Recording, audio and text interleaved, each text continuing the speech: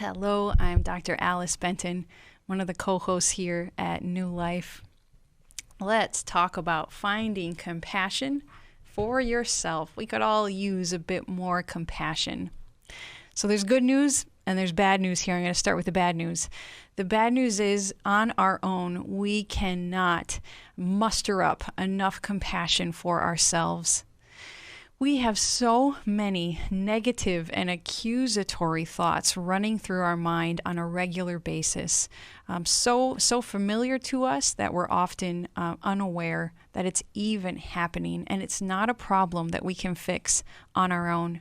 I love self-sufficiency. At times I probably idolize self-sufficiency. So that's tough news and bad news for me, because this is something I'd rather fix on my own.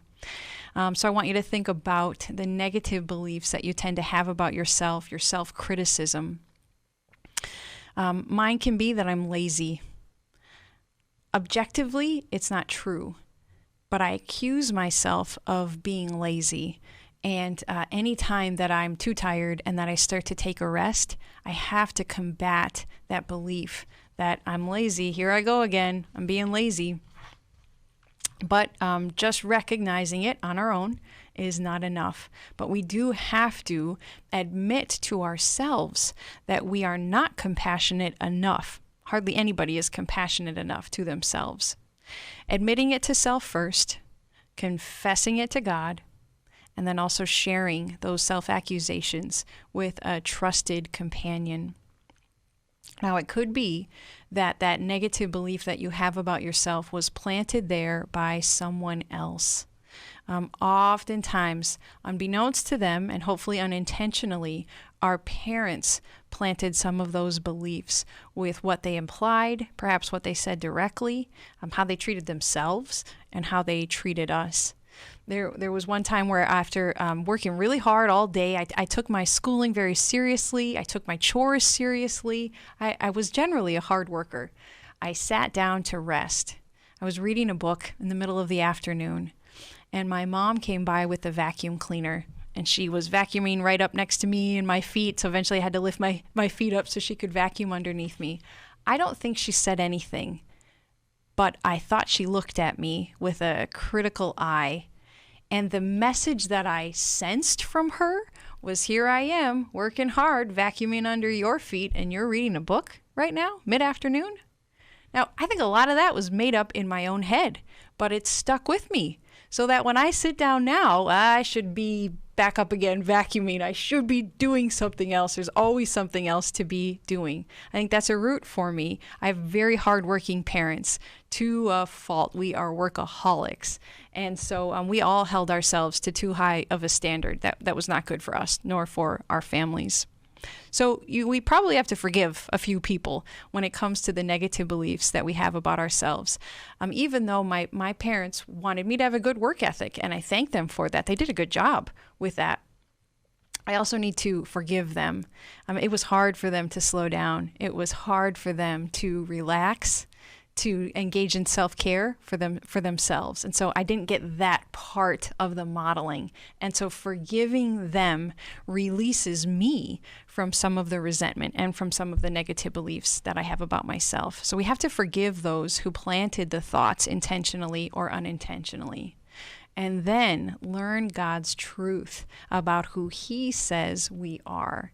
So a couple of the key corrections for negative self-beliefs are that I am forgiven, I am not condemned, and I am a child of God, and my God sings over me.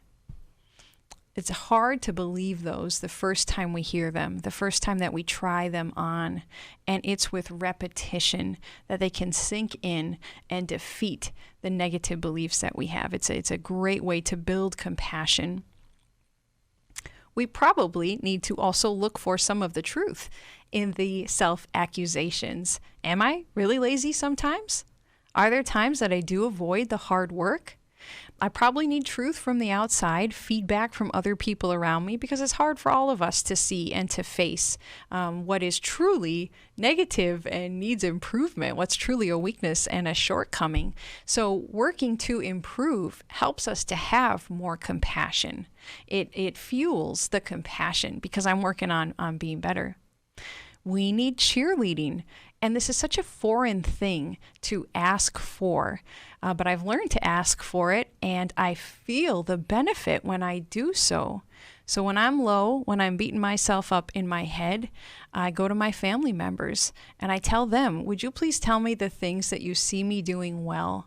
Because all I can see right now are my faults and my mistakes. We have a family build-up time where we all have the opportunity to ask for it. We invite each other. Do you want me to build you up?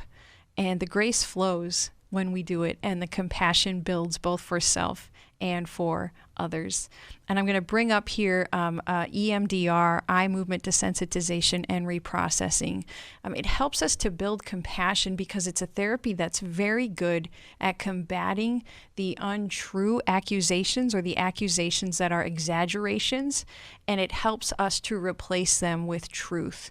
Not exaggeration of our goodness either, because that doesn't work. That it would be also could be untrue, so it doesn't work. But EMDR helps us to get to a place of balance where we can both recognize and accept that I do have badness, I have shortcomings, I have sins. I'm also working on it, and I have a lot of good qualities too. And it's that acceptance of the good, the bad, and the improvement moving forward that really helps us to build the compassion. If you need a boost, if you need some cheerleading, call us here at 1-800-NEW-LIFE.